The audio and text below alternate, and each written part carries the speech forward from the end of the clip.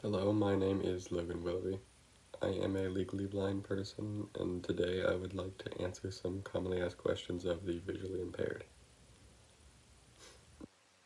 To begin, I would like to clarify that I am, again, legally blind. I am not completely blind, and I am not full of knowledge on the completely blind. I've only met maybe a couple people, and that was a long time ago. My knowledge on them may be limited. I will answer questions to the best of my ability, but the answers may not be 100% accurate.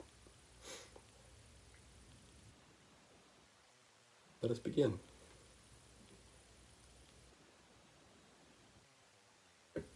See a lot, actually.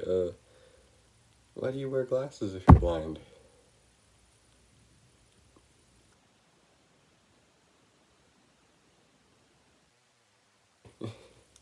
At least in my case. Some people wear them for normalcy if they don't see. Some people still have a little bit of vision left, and glasses help clear it up at least enough that they can still see something. Helps a lot, like me, and in other cases, it depends on the person and what works for them. Back to my list because I don't remember anything. Oh, yeah. Um, Canes and guide dogs. Personally, I only have a cane. I do not have a guide dog. I do not need a guide dog, and this thing works fine. But like the last question, it depends on the person.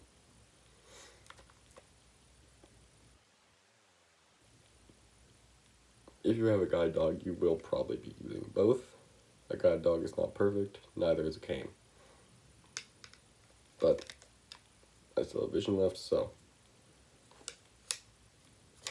this thing helps cover me in new areas where I'm unfamiliar and may walk into things or something of the sort, but otherwise,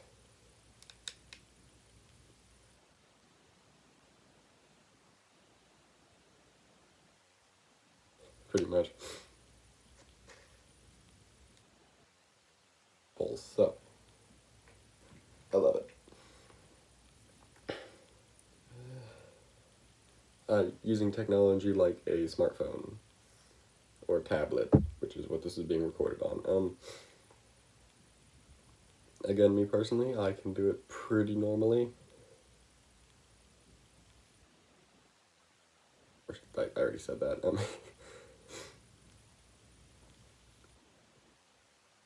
Because it's flipped because of the recording, but I've got my screen set to black and white to be gentler on my eyes. My text is blown up. I can zoom in and out.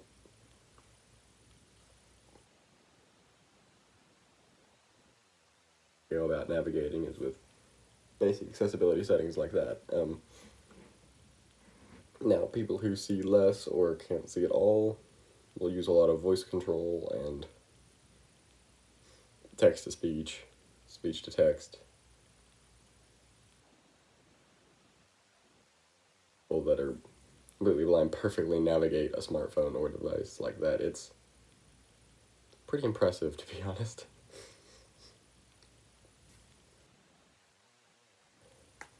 They just learn to live with it. Just earlier, actually, the difference between legal blindness and complete blindness. Excuse me. Complete blindness is essentially the complete loss of sight. You cannot see anything. Not really something that can be described because, well, they can't see anything, so they don't know what they're not seeing to begin with. But legal blindness is where I sit, at least without my glasses, which is to say your vision is worse than 2200. For a more understandable way of saying that, because the eye system is annoying and complicated, essentially that is to say what a person with normal vision can see at 200 feet, the visually impaired person would have to be 20 feet away to properly see. This, which means you cannot drive, well, can't do much of anything that requires good sight, like flying a plane or driving a vehicle, whatever. And complete blindness is obviously that, but you can't see at all. So, same boat, but given the name legal blindness is essentially saying legal, as far as the law is concerned, you can't see, but you can see. They just is the point I'm making.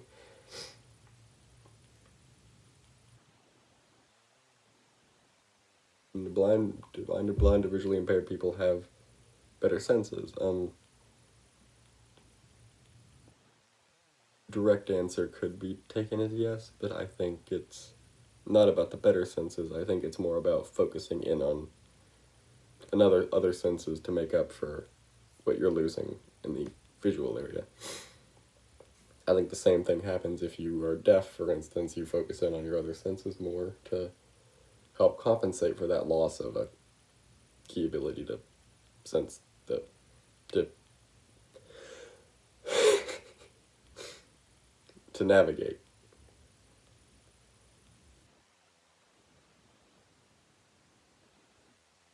I suppose in the brain, you got to cover yourself somehow because, well, completely dull to the world. So, for instance, I do tend to hear sharper. My ears are very sensitive to loud and high pitched noises, especially. I can't hear a dog whistle, but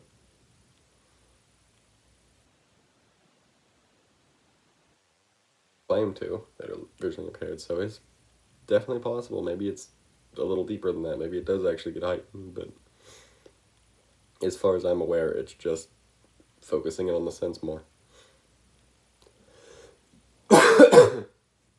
Yeah.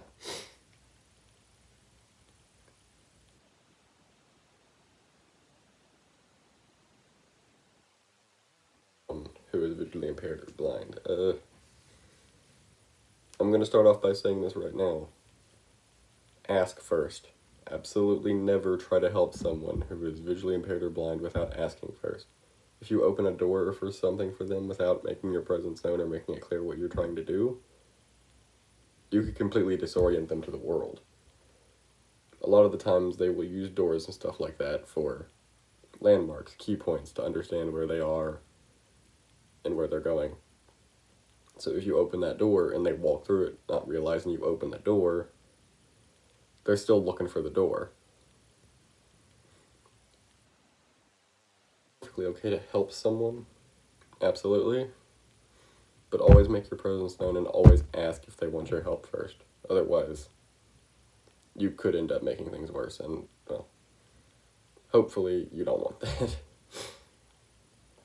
Hopefully.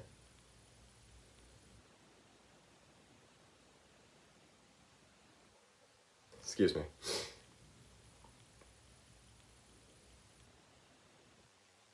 Someone about their disability. This is, again, one of those tougher questions to properly answer because it depends on the person and how they lost their vision. Again, I am perfectly fine with talking about my vision. I am not, I mean, I'm here doing a video on it, so I'm fine, I'm good, but some people who, let's say, lost their vision in an accident at work may have trauma over that, and they may not be comfortable. By and large, I think most of the visual impaired blind community is perfectly fine talking about it, but I think it's better to just make sure that just ask someone if they're, say, something along the lines of, hey, do you mind if we talk about your disability? Or are you comfortable with that?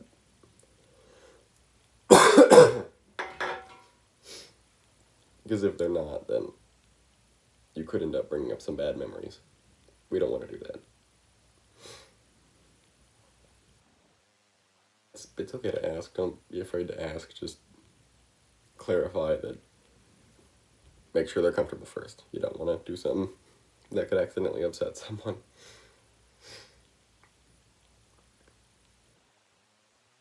sunglasses is, of course, the ever common question that I think a lot of people have the answer to these days.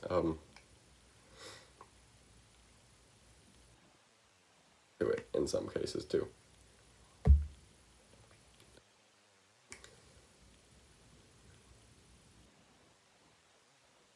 Cover their eyes.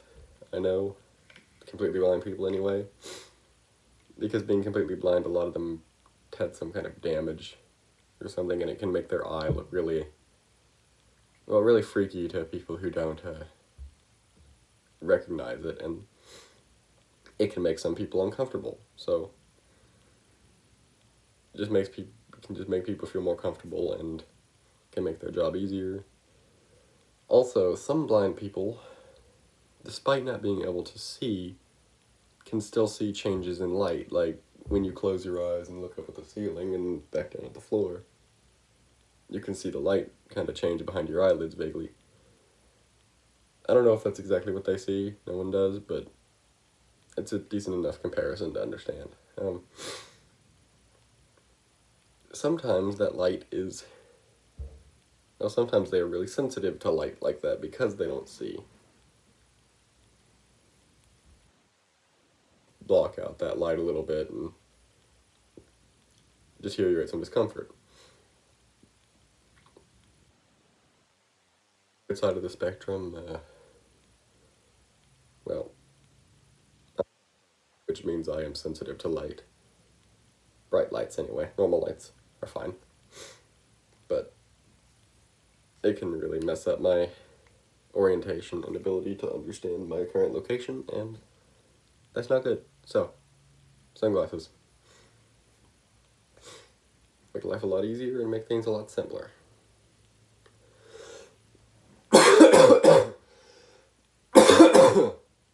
Excuse me again. I'm not sick, it's allergies, I swear.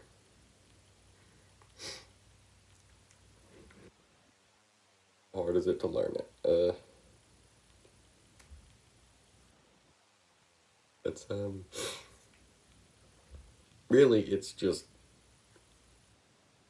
uses bumped up dots in a form of about of 6, 3x2. Would it be 2x3? I'm already forgetful. I think 3x2. 3 rows, 2 columns.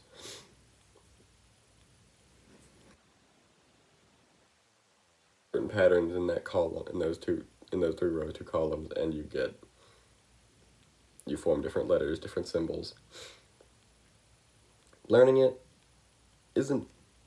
wasn't too hard for me. It's something you really have to use constantly to like keep a full grasp on, though. I haven't used it in a while, so my memory's pretty fogged, but I also know I was learning it since I was young. If you're older and suddenly had vision loss, you might have a bit of a harder time, but it's about like learning a new language, except it translates directly into English very easily. So once you get a feel for what all the symbols mean and what they work together like, then it's not too hard, but until you get to the advanced contractions anyway, but isn't too relevant unless you're trying to actively learn it, in which case I wish you luck. It's all memorization. That's all it comes down to, just memorization and repetition. And that's the only way you're keeping that in your head.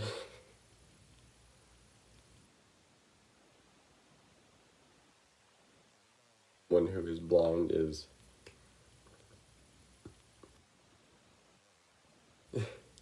a task. There's proper forms to it, very proper forms. I'm not gonna like dive too deep into those, but big thing is touch the back of the hand, ask if they want to be guided. If they say no, leave them alone. They know where they're going, they know what they're doing.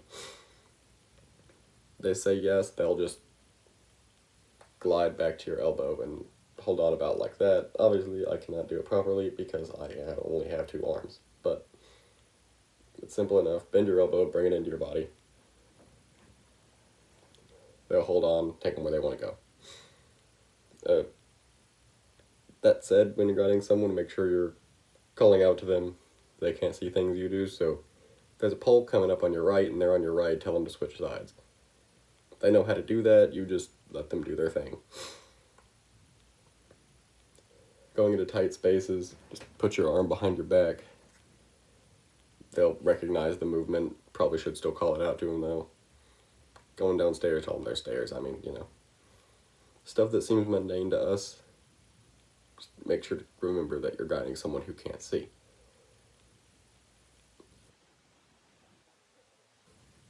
Yeah, I'll get over that one day.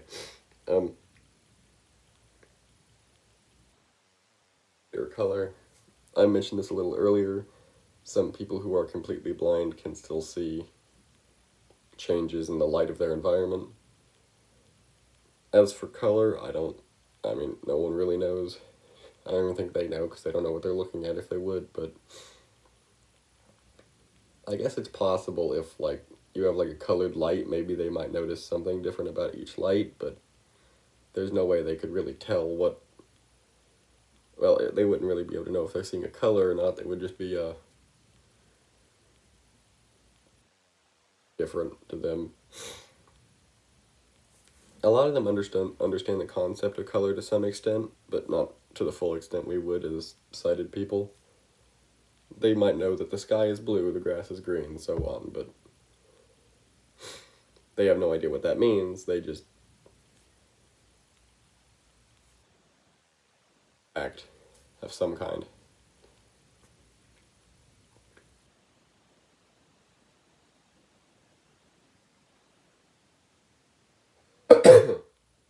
Yeah. Things that cause blindness and vision loss are, well, I could make a whole video on that, probably. It would be longer than this one could be, but there's a lot of common causes.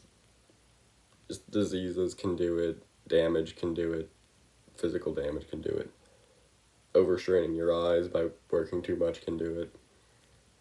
In my case, it was glaucoma, which is the build-up pressure behind the eye because liquid can't get out of your tear ducts because they're misshapen or blocked. Mine are blocked by scar tissue from a cataract surgery I had when I was really young. I have eye drops, which I have misplaced, but that's okay. I'll find them before morning. As you can see, I am a total disaster, if that wasn't clear enough already, but any number of things can cause vision loss. One thing I will clarify, though,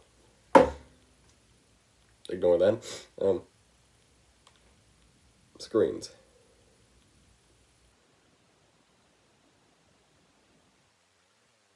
But looking at a screen will cause vision loss. I have looked at screens for pretty much all 17 years of my life. That is not what has caused the deterioration of my eyes over that time. Now, I would say that overstraining your eyes by looking at a screen for too long can cause damage, but the act of looking at the screen itself is not going to cause any more damage than looking at the wall next to you, the floor, or whatever. It's the same idea as staring at a paper for too long. Eventually, even that's going to start doing damage if you look at it too long, just because you're overstraining your eyes. So, we'll clear that up. Common myth. Don't think it's true. Of it, and I've used technology my entire life.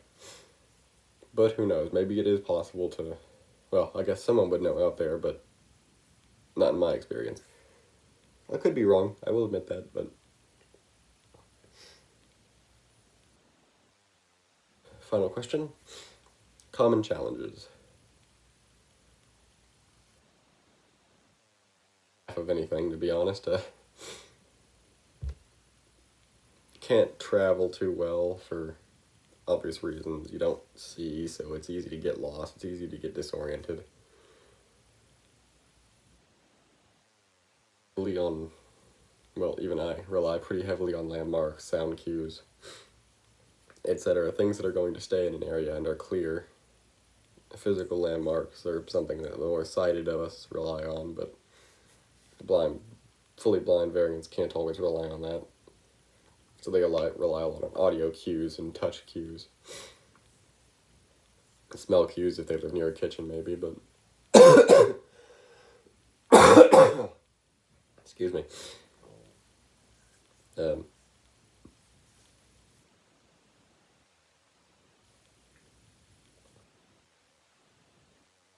or just other sensory cues because their normal sighted cues can't work, but they are still perfectly capable of navigating the world with some minor difficulty. Uh, Eating can honestly be difficult if you can't see too well. Not too difficult, but I mean, you gotta know what you're eating, so it would be really awkward to stab something. It's a pineapple, bring it up, it's actually a piece of steak. That'd be a pretty big shake to the foundation, but that's something people move past. We just need to eat to survive. Cleaning up messes. I know blind people can really sometimes struggle with that because, well, you can't see when there's a mess.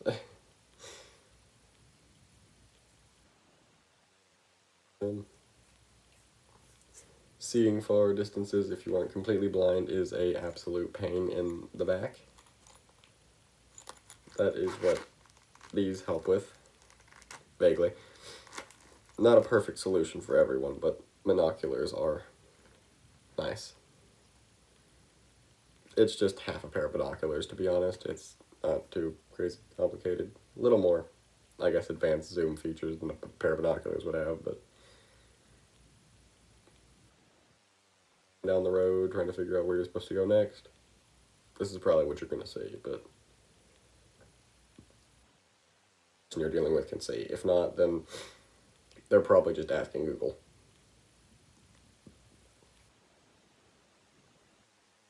Navigating in general. Really hard to understand a map when you can't see.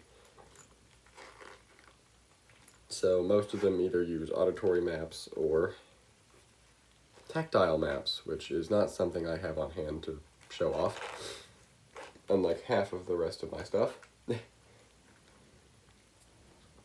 Tactile maps are really not too complicated, though. It's essentially you've got a map, but it's set up in a way that you can feel over it. Like, I really have nothing to use for an example here. Okay, I'll just try my best to describe them. I've used them before, so.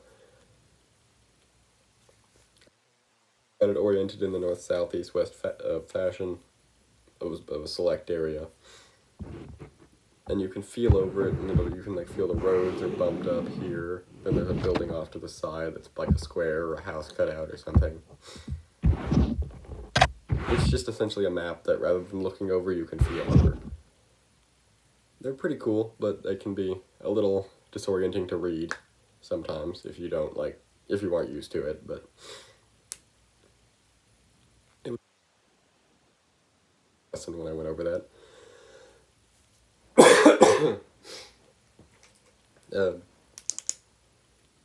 Well, I consider it too. Something else a lot of visually impaired people do. Particularly dark writing pens, if you don't see well.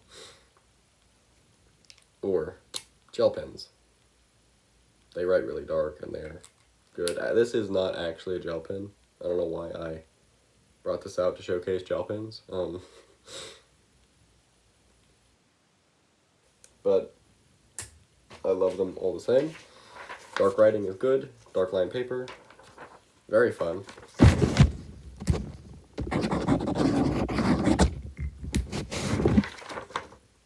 Dark. I mean, it doesn't really need over-explanation. I'm not going to go into detail over that. It's paper with more space and black lines, and pens with dark writing. They're great.